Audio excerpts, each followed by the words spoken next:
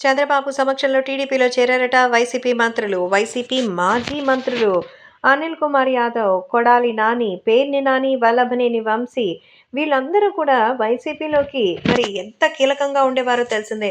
ఇప్పుడు వాళ్ళందరూ కూడా టీడీపీ తీర్థం పుచ్చుకున్నట్టుగా తెలుస్తోంది. తాజాగా నారా చంద్రబాబు నాయుడు దగ్గరకొచ్చి అఫీషియల్‌గా వాళ్ళు జాయిన్ కావడానికి సిద్ధంగా ఉన్నట్టుగా అయితే సమాచారం. ప్రస్తుతం వీళ్ళకి సంబంధించి తెలుగుదేశం పార్టీలోకి అవకాశం ఉందా అంటే వాళ్ళు వస్తే వాళ్ళకి మంచి సీట్లివ్వడానికి సైతం సిద్ధంగా ఉన్నారట.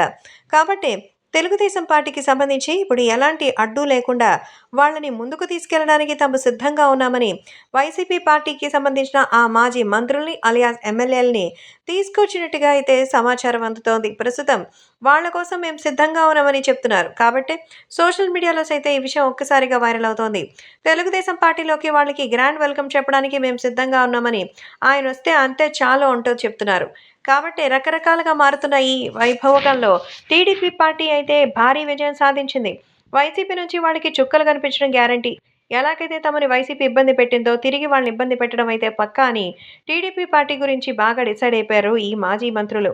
అందుకే వైసీపీలో ఉంటే ఇక ఇబ్బందులు తప్పవని గ్రహించినటువంటి వాళ్ళు డబ్బులు కాదు పరువు మర్యాదలు ముఖ్యం అంటూ గ్రహించి చంద్రబాబు పంచకి చేరబోతున్నట్టుగా తెలుస్తోంది.